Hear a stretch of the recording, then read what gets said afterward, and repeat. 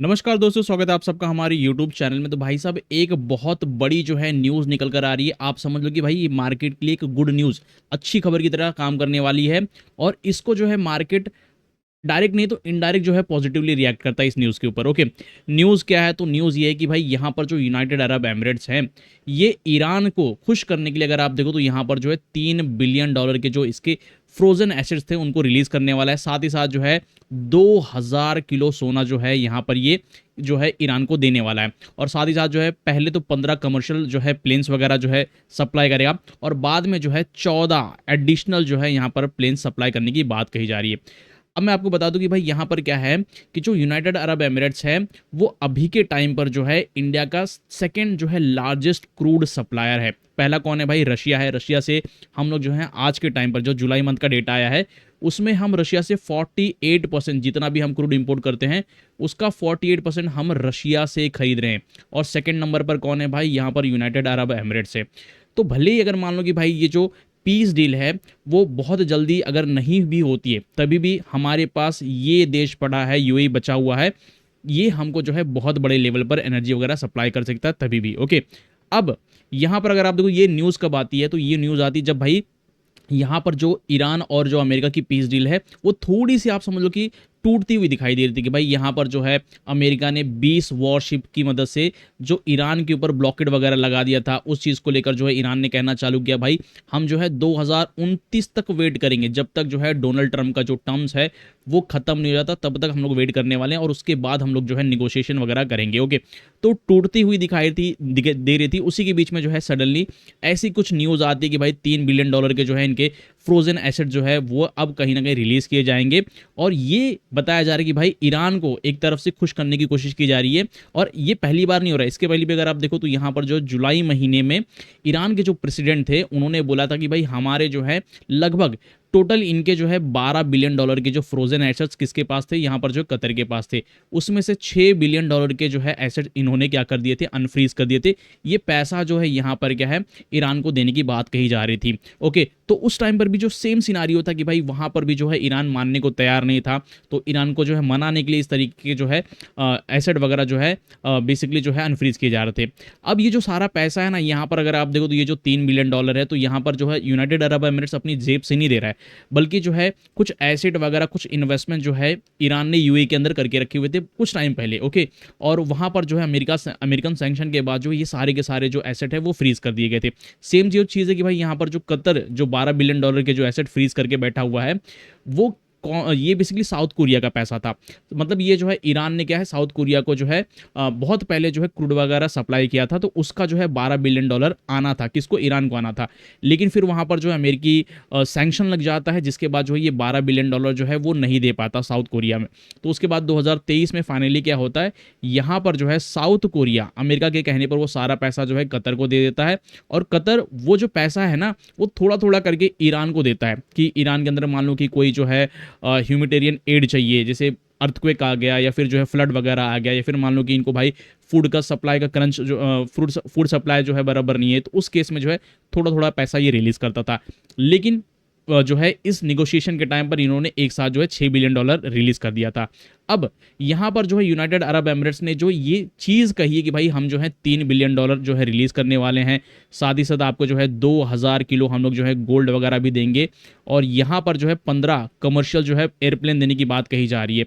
अब इससे जो है आप समझ लो कि भाई यहाँ पर ईरान से जो अटैक आता था यूनाइटेड अरब एमिरेट्स के ऊपर वो थोड़ा कम हो जाएगा। हालांकि पिछले कुछ टाइम से जो है यहाँ पर उतने अटैक नहीं हुए, क्योंकि स्टार्टिंग टाइम में जो है ईरान ने ये बोला था कि जितनी भी मिडल ईस्ट की कंट्रीज हैं जो किसी ना किसी तरीके से जो अमेरिका की एलाय है उनके ऊपर हम अटैक करेंगे। ओके, और स्टार्ट में इन्होंने देखोगे तो सऊदी अरब के ऊपर अटैक किया, भाई यूनाइटेड अरब एमिरेट्स के ऊपर जो है अटैक किया, कुवैत बहरैन के ऊपर तो अभी भी अटैक करते आ रहे हैं, कतर के ऊपर भी अटैक किया था। लेकिन इस डील के बाद जो है आप समझ लो कि थोड़ा बहुत जो चांसेस ये कम हो जाते हैं कि ईरान की तरफ से जो है यहाँ पर ये अटैक कम होना कम हो जाए। ओके, अब यहाँ पर सबसे बड़ी बात कही जा रही है कि भाई जो स्टेट ऑफ हॉर्मुज है वो भी जो है ओपन हो सकता है, क्योंकि यहाँ पर ये ओपन होना ज़रूरी इसलिए भी क्योंकि ये वाला जो रीजन है, अगर आप देखोगे तो ये वाला, ओके, ये वाला जो रीजन है ना, ये बहुत ज़्यादा इंपॉर्टेंट है। ये जो आपको रेड डॉट, ये आपको जो ये रेड वाले डॉट दिखाई दे रही, सारे के सारे जो है ऑयल रिजर्व है, ओके। और ये जो येलो वाली लाइनें दिख रही है, डॉट दिख रहे हैं, जो भी दिख रहा है आपको छोटा छोटा, ये सारे के सारे नेचुरल रिजर्व है। तो सोच मतलब नेचुरल गैस के रिजर्व है। तो आप समझ लो कि भाई यहाँ से ये जो पूरा एरिया है ना, यहीं से तेल निकाला जाता है, यहीं से गैस निकाली जाती है, तो इसलिए इसका ओपन होना बहुत ज़्यादा ज़रूरी है। दूसरी जो चीज़ अगर आप देखो तो यहाँ पर जो है, जो मैंने आपको बताया कि भाई हमारा हमारा जो है, आप समझ लो कि भाई एनर्जी तो हम यूनाइटेड अरब एमिरेट से खरीद ही रहे हैं, साथ ही साथ जो है जो शिपिंग वगैरह एक्सपोर्ट के लिए भी हम लोग जो है यूनाइटेड अरब एमिरेट्स के पोर्ट का यूज़ करते हैं, ओके। तो ये भी जो है इंडियन एक्सपोर्टर्स के लिए जो है अच्छी बात हो गई, इंडियन इकोनॉमी के लिए अच्छी बात हो गई। अब यहाँ पर न्यूज़ वही है कि भाई $3 बिलियन का जो है फंड यहाँ पर रिलीज करने की बात कही जा रही है, जो कि इंडियन रुपीज़ में होते ऑलमोस्ट जो है 28,000 करोड़ रुपए। इतना पैसा जो है यूनाइटेड अरब एमिरेट्स किसको रिलीज करेगा, तो ये बेसिकली रिलीज करने वाला है जो है यहाँ पर ईरान को, ओके। अब बात करें यहाँ पर जो है 2000 किलो सोना जो है, और साथ ही साथ देखो तो यहाँ पर जो है 15 जो यूज्ड पैसेंजर एयरक्राफ्ट है वो यहाँ पर जो है रिलीज करने वाला है, और 14 एयरक्राफ्ट जो है एडिशनल जो है ये रिलीज करने वाला है। अब आपको पता होगा कि भाई साहब दुनिया में जो दो ही कंपनी है एयरप्लेन वगैरह बनाती है, पहला तो है बोइंग, सेकंड जो है एयरबस। दोनों ही कंपनी को किसकी है भाई, अमेरिका की कंपनी है। तो अमेरिका के कहने पर वो सारी की सारी जो है, आप समझ लो कि सैंक्शन को तो वो लोग मानेंगे ही। तो पिछले कुछ टाइम से अगर आप देखो, जब से सैंक्शन लगा हुआ है ना ईरान के ऊपर, तो तब से जो है बोइंग के सप्लाई वगैरह जो है, मतलब जो उनके पार्ट्स वगैरह हैं उसकी सप्लाई जो है ईरान को नहीं मिल पा रही थी, एयरप्लेन भी जो है नहीं खरीद सकते थे। तो उसी चीज़ को यहाँ पर जो है अब क्या है, इस डील की मदद से फुलफिल करेगा ईरान। अपने जो है एयरक्राफ्ट जो पुराने हो चुके हैं, जो कबाड़ हो चुके, जो उड़ नहीं सकते, ओके, तो वहाँ से इस प्लेन की मदद से अपनी जो एयरलाइन इंडस्ट्री है उसको रिवाइव करने की कोशिश करेगा। अब बात करें यहाँ पर जो है ये जो यूनाइटेड अरब एमिरेट्स है वो इतना मतलब जो है चिंता क्यों ले रहा है इस ईरान के कॉन्फ्लिक्ट को लेकर। तो सबसे देखोगे तो ज्योग्राफिकली बहुत ज़्यादा क्लोज है ये, और जब भी कुछ होता है तो भाई बहुत आसानी से जो है ईरान यूएई के जो है पोर्ट्स को, इनके जो एनर्जी इंफ्रास्ट्रक्चर है उसको निशाना बना सकता है। जैसे आप देखो एनर्जी इंफ्रास्ट्रक्चर्स हो गया, पोर्ट्स हो गए, एयरपोर्ट हो गया, यूएस मिलिट्री फैसिलिटीज़ हो गई, शिपिंग और जो मैरीटाइम इंफ्रास्ट्रक्चर है। और पहले इन्होंने ऐसा किया भी था। यहाँ पर देखोगे तो अल बहिया दुबई एयरपोर्ट हो गया, फुजैरा बेसिकली जो है, आपने सुना होगा कि भाई जो स्ट्रेट ऑफ हॉर्मुज जब ईरान ने ब्लॉक कर दिया था, तो यहाँ पर जो है दुबई ने सोचा कि यहाँ से यहाँ तक तो इनकी एक पाइपलाइन बिछी हुई है, तो इन्होंने सोचा कि भाई हम जो है स्ट्रेट ऑफ हॉर्मुज को बाईपास कर जाएंगे और यहाँ से डायरेक्ट जो है फुजैरा तक अपना जो है जो एनर्जी है, चाहे क्रूड ऑयल हो चाहे वो नेचुरल गैस हो, वो सप्लाई करेंगे। और यहाँ से गल्फ ऑफ ओमान की तरफ से जो है ये इंडिया चला जाएगा जो है, या फिर जो है साउथ एशियन कंट्रीज में चला जाएगा। लेकिन इस पोर्ट के ऊपर भी जो है ईरान ने दबाकर जो है मिसाइलें मारी, ओके। साथ ही साथ जो है यहाँ पर कहीं देखोगे तो इनका जो है जेबेल एली जो है पोर्ट है, और वो मिडिल ईस्ट का, पूरे के पूरे मिडिल ईस्ट का सबसे बड़ा जो है पोर्ट माना जाता था, उसके ऊपर भी अटैक कर दिया गया था, ओके। तो ये कुछ ऐसा चल रहा था। अब यहाँ पर जो है ये जो $3 बिलियन जो है यहाँ पर क्या है जो दिया जा रहा है, तो इससे तो सबसे पहली बात जो है कि भाई ईरान का जो फॉरेक्स रिजर्व है, जो कि भाई आज के टाइम पर ना के बराबर है, दशकों का सैंक्शन झेल रही है भाई बहुत टाइम से। आप समझ लो कि 2017-18 जब पहली बार जो है डोनाल्ड ट्रंप जो है प्रेसिडेंट बने थे अमेरिका के, तो उस टाइम पर इन्होंने सैंक्शन लगा दिया था। और उसके पहले भी कितनी बार जो है 90s में 80s में भी बहुत सारे सैंक्शन झेले हैं ईरान ने, ओके। तो काफ़ी हद तक जो है आप समझ लो कि इनका जो फॉरेक्स रिजर्व है ना के बराबर है। इनकी जो करेंसी है वो पूरी की पूरी आप समझ लो कि पिट चुकी है, खत्म हो चुकी है, ओके। इन्फ्लेशन वगैरह जो है अगर आप देखोगे तो इन्फ्लेशन छोड़ो, ये हाइपर इन्फ्लेशन में पहुंच चुके हैं, ओके। ऐसा कुछ है। तो $3 बिलियन मिलने से इनकी इकोनॉमी को तो एक अच्छा खासा जो आप समझ लो कि सपोर्ट मिलने वाला है। दूसरी जो चीज़ है कि भाई गोल्ड के बारे में बात करें तो यहाँ पर जो है 2000 किलो सोना देने की बात कही जा रही है। और गोल्ड आपको पता है कि भाई हाईली लिक्विड है, ओके। इसको जो है किसी भी कंट्री को बेच सकता है ईरान जब चाहे तब, ओके। ऐसा नहीं है कि भाई यहाँ पर जो है इनके पास डॉलर पड़ा है तो उसको जो है बेचने के लिए सैंक्शन वगैरह नहीं। गोल्ड का तो भाई समझ लो कि भाई सबसे सेफ है, कोई भी कंट्री जो है इजीली परचेस कर लेगी, ओके। तो इससे जो गोल्ड रिजर्व है इनका मजबूत होगा। दूसरे जो आप समझ लो कि भाई जो बैंक्स वगैरह पर आपको पता है कि भाई रेस्ट्रिक्शन लगा देते हैं कि बैंक से पेमेंट वगैरह नहीं कर सकता जो है ईरान, तो वो भी कहीं ना कहीं उसका समझ लो कि भाई उसको बाईपास कर सकता है, जो परचेजिंग पावर है वो थोड़ी सी बढ़ जाएगी। तो ये सब कुछ होने वाला है गोल्ड की मदद से। अब यहाँ पर जो 15 एयरक्राफ्ट जो है यहाँ पर जो बताए जा रहे हैं, इससे कहीं ना कहीं जो ये नए एयरक्राफ्ट नहीं है, 15 यूज्ड पैसेंजर एयरक्राफ्ट है, जो कि यहाँ पर जो है यूनाइटेड अरब एमिरेट जो है अपनी एयरलाइन के लिए यूज़ करता था। अब वही जो यूज्ड एयरक्राफ्ट है ये किसको देने वाला है, ये देगा ईरान को। 15 के साथ साथ जो है ये यूज्ड 15 देगा और प्लस 14 अलग से एयरक्राफ्ट भी देने वाला है। और जैसे कि मैंने आपको बताया भाई, बोइंग और एयरबस अमेरिकन कंपनीज हैं, ये ज़्यादातर जो है पार्ट्स वगैरह सप्लाई नहीं करती थी सैंक्शन के चलते। तो यहाँ पर जो है जो ईरान की एयरलाइंस है उनकी हालत बहुत ज़्यादा ख़राब थी। तो इसकी वजह से कहीं ना कहीं इनकी जो पैसेंजर कैपेसिटी है वो थोड़ी सी बढ़ जाएगी। जो इनके पुराने जंग कबाड़ हो चुके प्लेन से उनको रिप्लेस कर सकते हैं। जो डोमेस्टिक एविएशन है वो कहीं ना कहीं इंप्रूव हो जाएगी इस तरीके से। और जो बेसिकली वेस्टर्न सैंक्शन का जो असर है वो थोड़ा सा कम हो जाएगा इनकी एयरलाइन इंडस्ट्री के ऊपर। अब बात करें भाई साहब यहाँ पर जो है ये जो चीज़ हुई है ना, इसकी वजह से इंडिया और ग्लोबल के ऊपर क्या, ग्लोबल जो कंट्रीज़ हैं ग्लोबली जो हैं, और उनका क्या इंपैक्ट पड़ेगा। तो भाई देखो यूएई जो है बहुत बड़े लेवल पर जो है, आप समझ लो कि आज के टाइम पर ग्लोबल लेवल की बात नहीं करते हैं, दूसरी कंट्रीज़ की बात नहीं करते, इंडिया के बारे में बात करते हैं। तो अभी के टाइम पर जो है सेकेंड मेजर जो है एनर्जी सप्लायर है, बहुत बड़े लेवल पर गैस वगैरह जो है सप्लाई कर रहा है। और साथ ही साथ जो मैंने आपको बताया भाई, ग्लोबल शिपिंग में भी इंडिया के लिए बहुत ज़्यादा ज़रूरी है, उसको भी एक्सप्लेन करेंगे। ओके, फाइनेंशियल सर्विसेज हो गया, इंडियन ट्रेड हो गया, एविएशन हो गया, ये सभी चीज़ों के लिए भाई ये ज़रूरी है। अब यहाँ पर अगर आप देखो तो सबसे पहली जो चीज़ है कि भाई ये पूरी की पूरी जितनी भी गल्फ़ की कंट्रीज़ है, ओमान को अगर मैं छोड़ दूँ यहाँ पर, ये कौन है, ओमान है। ओके, ये ओमान है।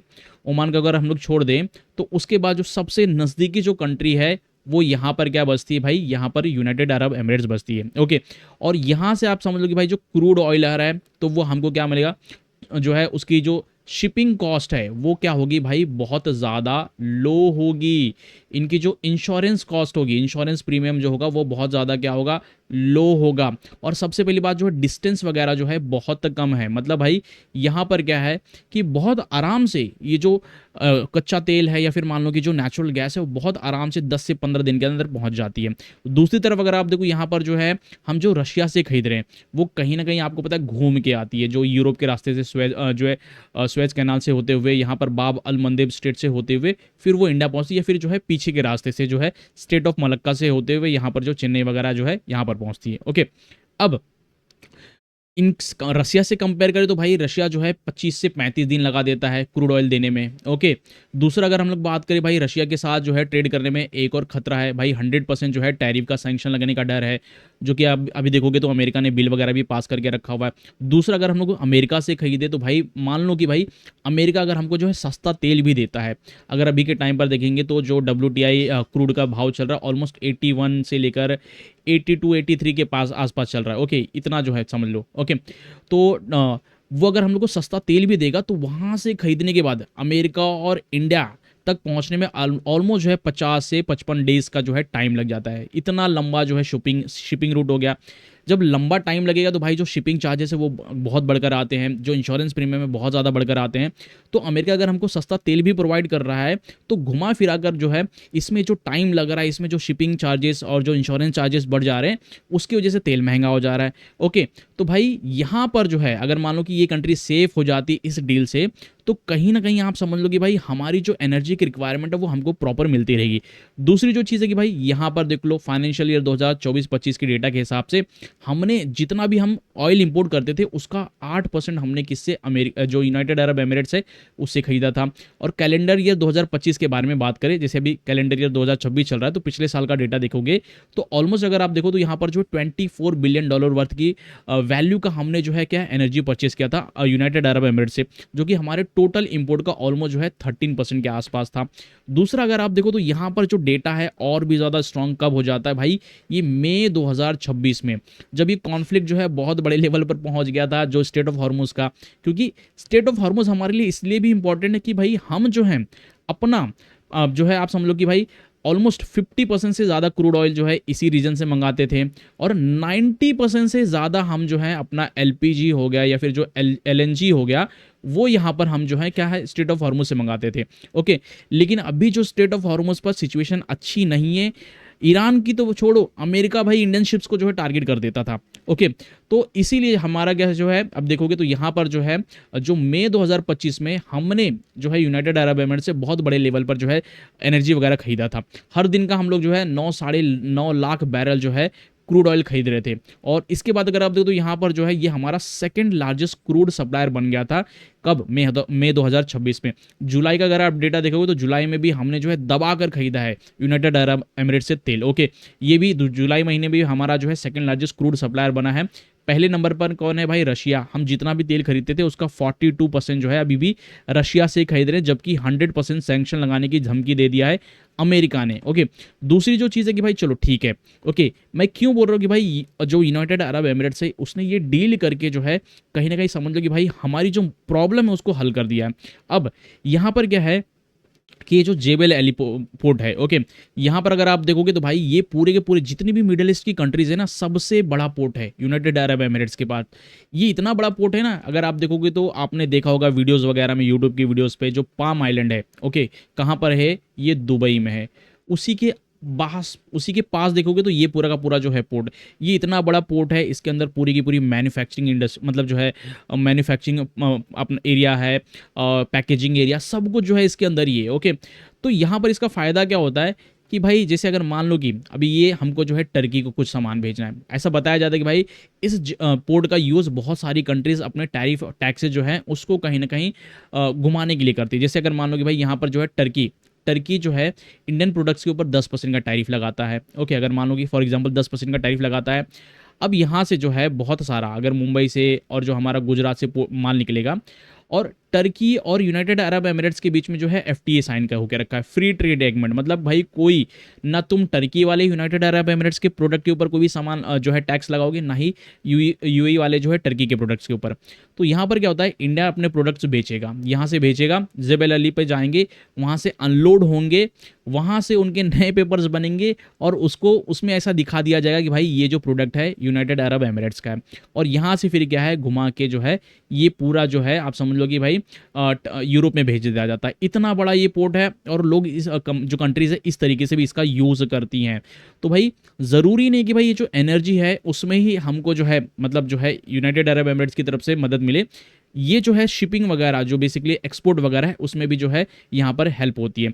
तो दूसरी जो चीज़ है कि भाई ये जो चीज़ हुई है ना कि यहाँ पर $3 बिलियन का जो है जो फ्रोजन एसेट्स था उसको अनफ्रीज करने की बात कही है। इससे जो है ईरान को आप समझ लो कि इस डील को लेकर मनवाया भी जा सकता है कि भाई आप जो है जल्दी से कोई निगोशिएशन करो, जल्दी से जो है इस पीस डील के ऊपर साइन करो।